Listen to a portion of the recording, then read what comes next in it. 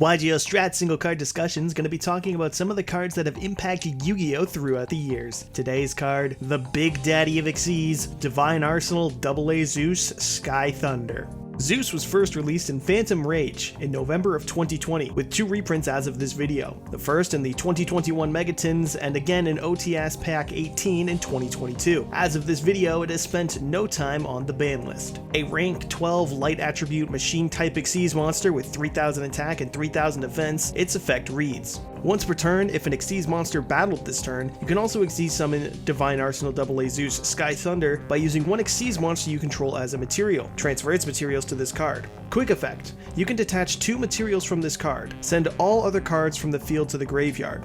Once per turn, if another card or cards you control is destroyed by battle or an opponent's card effect, you can attach 1 card from your hand, deck, or extra deck to this card as material. The stupidest card design I've seen in years. That is how I'm starting my description of this card. ZEUS has made Xyz even stronger in the metagame, and that's saying something because Xyz is more or less the strongest and definitely the most generic extra deck summoning, only second to Lynx. They were already everywhere, and now with ZEUS, they're pretty much here to stay. It's immediately clear why ZEUS is strong. Detach 2 materials, board wipe, and it sends to grave instead of destroying, which means it gets around the likes of cards like Dragoon or anything that's indestructible. Even the OG towers can't survive ZEUS. Pretty fitting for a card named after a god, I suppose. But don't worry, even if you have a negate, like Imperm or something, ZEUS is not only not once per turn, it's not even once per chain. So if you negate ZEUS and they have the materials for it, they can just chain ZEUS again. That by itself is annoying as all hell, but there's much more to this mech than meets the eye.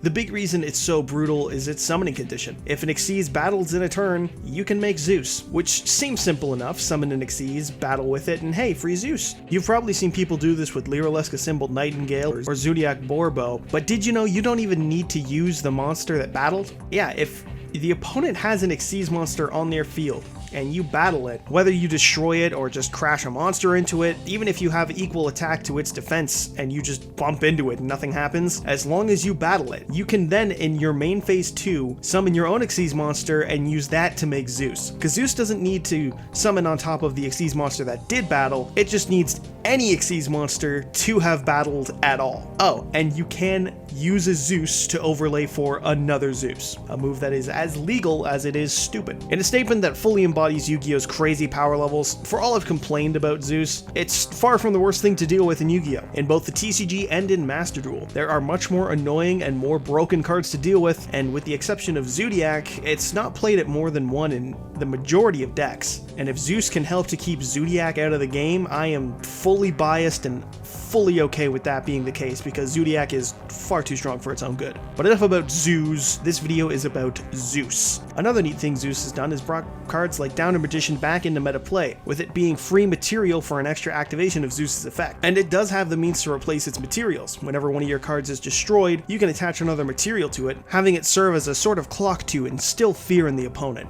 But that rarely comes up, as ZEUS doesn't leave much of a board to be destroyed, and OTKing on an open board after ZEUS's effect is hardly a challenge in modern Yu-Gi-Oh! Overall, ZEUS is a very dumb card, one that I clearly feel a little too strongly about, and it by itself ensures that Xyz will stay relevant in the metagame for years to come, even if only to become giant robots of destruction. We just have to hope that we don't get another Zodiac-esque archetype that breaks Xyz summoning, because 6 material ZEUS probably violates some kind of law somewhere.